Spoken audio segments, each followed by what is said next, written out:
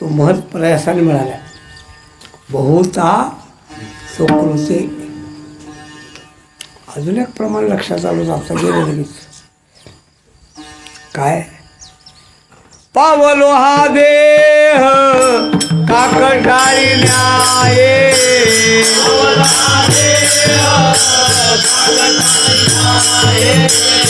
पावलो हा देह काकटाळी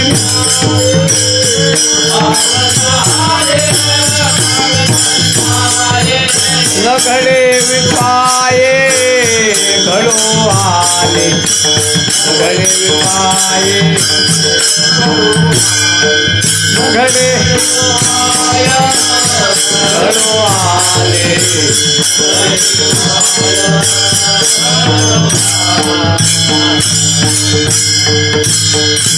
पावलो हा देह काकटाळी न्यायी. हा न्याय आहे. आपण टाळी वाजवावी आणि त्या टाळीमध्ये नेमका कावळा सापडावा. नाही सापडत. कावळा म्हणजे अतिशय चतुर पक्षी आहे. विशेष म्हणजे कावळ्याला एकच डोळा आहे. कावळ्याला डोळे दोन आहेत, बुबुळ एकच आहे. काय निसर्गाची व्यवस्था असेल हो. असं का केलं असं आपण सांगू शकत नाही. वैसा एक बुबुळे दोहीकडे. कावळ्याला एकच बुबुळ आहे, डोळे दोन आहेत. ही योजना त्याच्या शरीरात देवाने का केली? मोठ्या हे इंद्राचा मुलगा जयंत त्याची गोष्ट सांगतात, तो वेगळा भाग. रामाने त्याला बाण मारला वगैरे. पण निसर्गामध्ये असं का आहे? असे निसर्गामध्ये खूप खूप असे काही काही चमत्कार आहेत. उलटाची मान अशीच का? उलटाची पाठ. कोणताही प्राणी नाही असा उलटाचा प्राणी. कशामुळे? डोंगर अवघड आहे. जिराफ नावाचा प्राणी बघितलाय ना? जिराफ, त्याचे पाय लांब आहेत. पाय लांब आहेत, मान आखूड आहे. मग जिराफ कसा पाणी पितो? आबा पाणी कसा पितो बघितलं नाही? नाही. जिराफ कसा पाणी पितो? खाली बसून. जिराफ पाणी पिताना दोन्ही पाय असे लांब करतो. त्या डिस्कवरीमध्ये दाखवतात ना. हे काय देवाची वेळ आहे. गेंडा असा का? जाऊ द्यायचा त्याला. वेळ नको आपल्याला जास्त. विषय काय? विषय आहे कावळा. कावळ्याला एक बुबळ आहे बाप्पा. असं सारखं फिरतं दोन्ही बाजूला. म्हणून कावळा एखाद्या गोष्टीकडे बघताना कसं बघतो बघा. एरवी नाही, त्याला एखादी गोष्ट बघायची असेल तर असं बघा तुम्ही. एका ठिकाणी मग एका डोळ्यानं तो बघतो. म्हणून कावळ्याचं बघणं चांगलं नाही, कावळ्याचं बोलणं चांगलं म्हणजे आवाज चांगला नाही, कावळ्याचा रंग चांगला नाही, कावळ्याचं खाणं चांगलं नाही. का सांगितलं? अतिशय एकच डोळा आहे त्याला, बुबुळ. पण तरी तो माणसाला अजून सापडच नाही. अति चपळ, अति चंचल. पण एक आंधळा रस्त्याच्या कडेला पैसे मागत बसला होता आणि आंधळ्याला पैसा दे भगवान, आंधळ्याला पैसा असं म्हणत टाळ्या वाजायचा. आंधळ्याला पैसा दे भगवान, आंधळ्याला असं म्हणायचा. नेमका कावळा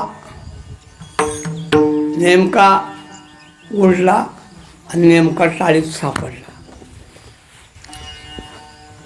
सापडला तर आंधळा मनुष्य तो कावळा काकीत घेऊन राजाकडे गेला.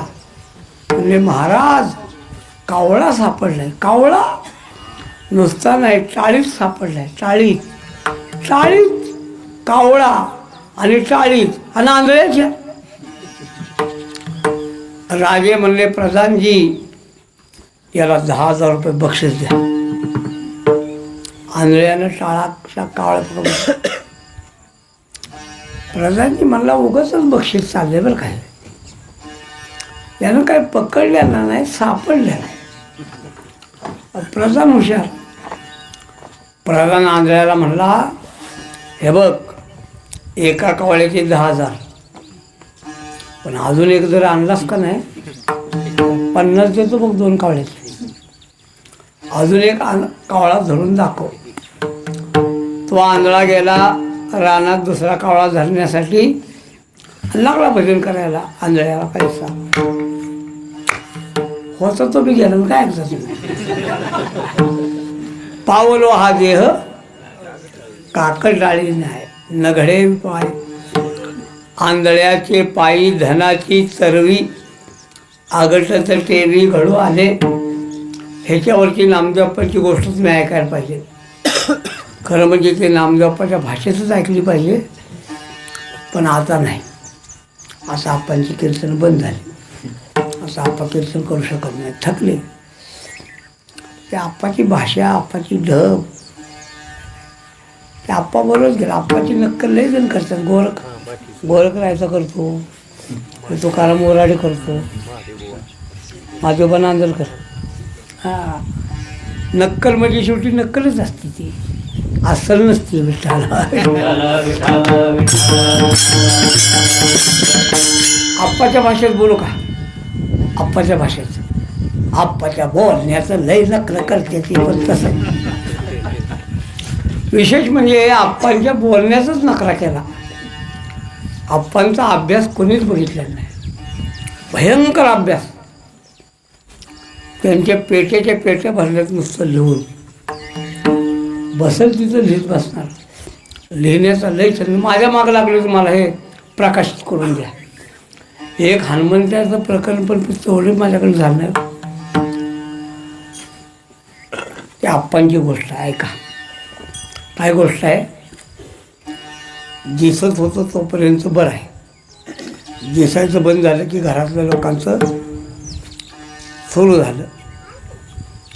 फुकटचं खातंय ना, असं करतंय, तसं करतंय, याव करतंय, त्याव करतंय. आणि बायको गेली रानात आणि तिने भाकरे ठेवले होते 3, आणि जाताना म्हणली, एक तुम्ही खान 2 पोरासनी द्या. ह्याला लागली भूक, त्याने 3 बी खाल्ल्या. रानात पोरं म्हणली, आई बा जेवायला वाढ की लवकर. आलं का? भाकरी नाही खाल्ल्या? नाही. कुठं आहे? नव्हतंच म्हणले. आम्ही ठेवून गेली होती की. तर म्हणले, दादा म्हणलं भाकऱ्या नाही द्या. राग आला हो तिला. आता काय करता, इलाजच नाही. हे नेमकं बसलं होतं उमऱ्यावर. गेली रागारागाने, जे लाच मारली, त्या उमऱ्यावरनं पायरीवरनं 3 कोऱ्या खाऊन पडलं. आणि टळलं कसं झालं कुठं? हा, एवढी मरते तर ह्याचंच कसं चुकलंय. शेवटी काय का होईना, पण थोडंसं आहेच की हो. राग आला गाड्या, म्हणला हे ह्याचा उपयोग नाही. महाभारतामध्ये असा प्रसंग आहे सर. तो दुर्योधन भीम म्हणला युधिष्ठिराला, दादा काकाला जेवण द्यायचं, माझ्याकडे लुटी द्या, मी जेवण देतो. मग भीम काकाला जेवण घेऊन जायचा. आणि काय, काका मी आलो. भीम, तुमचा पुतण्या कोणता? ज्यानं तुमच्या लाडक्या पोराच्या मांडीवर गदा मारली तो जेवा. कसं वाटत असं? काका मी तुमचा पुतण्या भीम आलो. ज्यानं तुमच्या लाडक्या पोराच्या छातीवर गदा मारून रक्त पेला तो भीम जेवा. एक दिवशी विदूर म्हणला, विदूर तुला म्हणलं एका तुला अक्कल आहे का? बरं, ज्यांना नाहीसं करण्यासाठी जीवनभर प्रयत्न केला त्यांच्या तोकड्यावर दबतोयस. भीम वाटत तसा बोलतोय. कुठे गेलं तुझं वैराग्य? जा. एवढ्या विदुराच्या उपदेशावर मग धृतराष्ट्र वनात गेला. शेवटी गेला. पण ते असं आहे, याला वाईट वाटलं गड्या. आता काय एवढं बायकोनं लाच मारावी ना आपण जगावं म्हणजे बरं नाही. गेला गेला गेला गेला जंगल लागलं. जंगलात घाबरला, म्हणला रात्री वाघ वगैरे काहीतरी येईल. एका झाडावर सोडून बसला. रात्री काही चोरांनी कुठंतरी चोरी केली. ते आले आणि त्याच झाडाखाली बसले. म्हणजे करा वाटणी. 4 चोर होते. वाटणी करा म्हणून त्यांनी जी हांडा ठेवला तिथं मध्ये कोंबडं टाकलं आणि त्या वाटलं करायसाठी त्यांची बडबड सुरू झाली. हे तुझं कमी पडतंय, मला जास्त येते, असं काय कर. त्यांचा आवाज ऐकून हे झोपेतनं झालं जाग. आणि काय आपण नेमकं कुठाचे घेणंच नाही ना. तर वाटलं घरातच आहे. उठलं लागलं चालायला. आता होतं झाडावर. जे दणकन खाली पडलं. खाली पडल्याबरोबर 4ही चोर घाबरले. लका म्हणलं भूत. ते गेले पळून. पण हा पडला होता नेमका पैशावर. पाठ ठणकत होती. लका म्हणलं पैसे गोळा केलं, त्या घागरीत भरलं. असा कुठे गेलं पाहिजे सांगा. कुठे गेलं पाहिजे. पडलं करार काय पडतात म्हणा की नाही. कुठे गेला. घरी गेला. घरी रात्री केव्हा 12, 2, 3 वाजता घरी गेला. कोण आहे म्हणला. मी आला का परत फिरून. आप्पाची भाषा. ते कडक टाळायचं. हे कडक कशाला यायचं. हां परत कशाला घरी यायचं. अगं म्हणला मला घेऊ नको, पण मी काय आणलं ती तर बघ की. काय आहे, काय उजेड पडलाय. अगं दार उघडलं आणि बघितलं डोक्यावर काय तर आहे. खाली उचल बघ पैसे. पैसे बघितल्याबरोबर लगेच बदलली. बाया तुम्ही दुपारी केव्हा गेलाय. मला सुद्धा वाट बघून लय वाईट वाटलं. रागाच्या भरात मी लाच मारली. पण असं नाही व्हायला पाहिजे होतं. बरं जरा हातपाय धुवा, गरम गरम बोटवं करते तुम्हाला. फरक पडतो बरं का. फरक पडतो. आळंदीमध्ये माझ्याकडे एक मनुष्य आला. बसलोच खोलीत निवांत. आला आणि दर्शन घेतलं. विचारलं काय. माझा चेहरा बी जरा लागेलच आहे तसा. काय म्हणलं घाबरलं. असं मला माणसालाही घाबरते. घाबरलं मी आणखीन व्हायचं आपलं. बोला की काय. हां सांगा ना काय तारीख पाहिजे असेल ना. बोला की तारीख पाहिजे का. नाही मग काय पाहिजे नाही. तो म्हणला गाचा मंदिरात देणगी द्यायला आलोय. असं आहे होय. बरं घडले सांगतो तुम्हाला. लगेच फरक पडतो. प्रश्न जाऊ द्या. चांगलं खायला घातलं, अंथरूण दिलं, झोपवलं चांगलं व्यवस्थित. सकाळी कडक पाण्यानं आंघोळ घातली. कारण का असा घागर मिळाले ना. एवढा फरक पडला. सकाळी जेवण दिलं म्हणजे कारभारी. पैसे कसं मिळालं ती तर सांगा. तो म्हणला अगं तू मला लाज मारली, मला आला राग. मी गेलो रागानं आणि जंगलात गेल्यावर 4 चोरांनी ती पैसे चोरून आणलं होतं. ती वाटणी करत होती. मी झाडावर झोपलो होतो. त्यांचा आवाज होऊन जागा घालून जे हात निसटला आणि त्याच्यावर पडलो. ती गेली पळून सगळी. असं झालं वय. मग ती म्हणली कारभारी काय बी म्हणा, पण माझी लाचच यशस्वी आहे. म्हणजे माझ्या लाचनं एवढा गुन्हा आलाय लक्षात ठेवा. आता ह्यानं म्हणावं का नाही चुकीचं. हे बी बावड म्हणलं खरं आहे तुझं. आता काय खरं आहे की म्हणले बघा हे एवढ्या पैशाचा आहे का नाही आपला बंगला बांधून रुसुई. पण पोरं म्हणतात गाडी बी घेऊया. तर बंगल्याचं काम होतं पण गाडी नाही मिळायची तेवढ्याच. मग असं करा अजून एकदा हुंबऱ्यावर बसा. अजून एकदा मी लाच मारते आणि लाथ मारल्यावर जंगलात जाऊन अजून एकदा घेऊन या. आंधळ्याचे पायी धनाची तरवी हे शहाणं होतं, शहाणं नाही मूर्ख होतं. होच म्हणलं आता काय करावं. दुसऱ्यांदा तिनं म्हणजे आता काय जोरात मारत नाही, हळू मारते. तिनं नुसता पाठीला पाय लावला. हे निघालं राग गेला अंदाजानं तिथंच. दुसऱ्या दिवशी चोर आलं.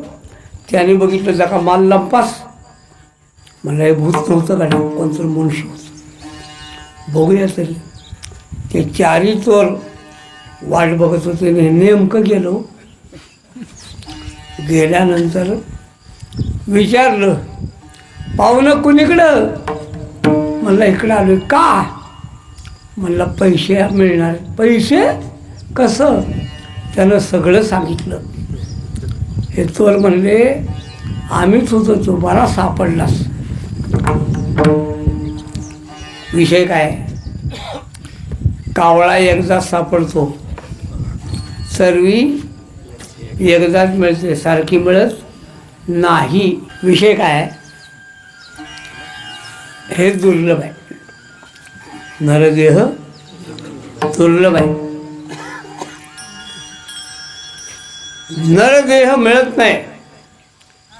पहिल्यापेक्षा आता अजून दुर्लभ झाला आहे. अजून का सर अजून दुर्लभ झाला आहे का. पहिलं लोकसंख्येला मर्यादा नव्हती ना.